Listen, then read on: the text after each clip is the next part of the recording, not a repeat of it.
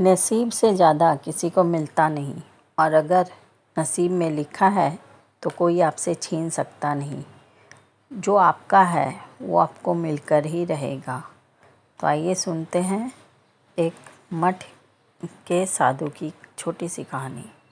एक बार एक गरीब किसान एक पेटी सेव लेकर एक मठ के दरवाजे पर पहुंचा।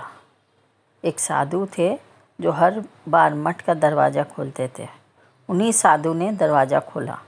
किसान ने उन्हें प्रणाम किया और कहा, पहली बार हमारे बगीचे में बड़ी अच्छी पैदावार हुई है। ये अच्छे अच्छे सेव चुनकर मैं आपके लिए ले लाया हूँ। ये साधु थे। उन्होंने कहा, मुझे ही क्यों, यहाँ महंत जी हैं, उन्हें भेंट करो। उस गरीब किसान ने कहा, मैं उन्हें कहाँ जानता हूँ, मैं तो उन्हें बस दूर से प्रणाम करता हूँ। मेरा ख्याल तो आप ही ने रखा है।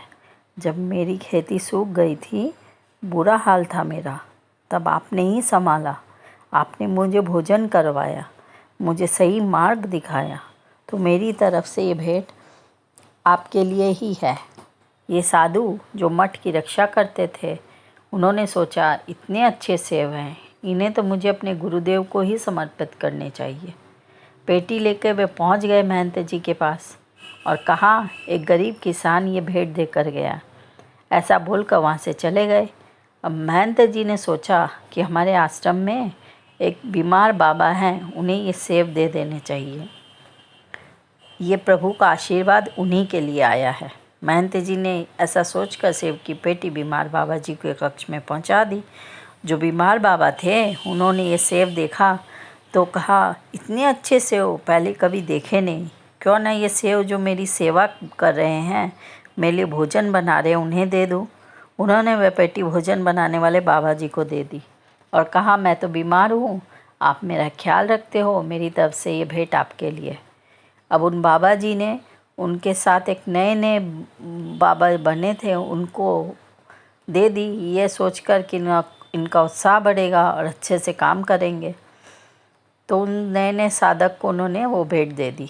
अब इतने सुंदर सेब देखकर नए साधक ने सोचा, ये तो मेरे लिए हो ही नहीं सकते।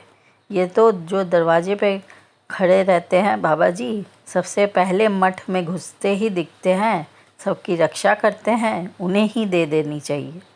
वो सेब की पेटी उन साधु को ले जाकर दे दी। जिनके पास पहले आई थी, वो कुछ बोले नहीं, बस मुस्कुराए और फल लेकर खा लिए। वो समझ गए कि ये फल आए तो उनके लिए ही थे, चाहे मैंने इसे आगे दे दिया हो, परंतु ये घूमकर मेरे पास ही आ गए।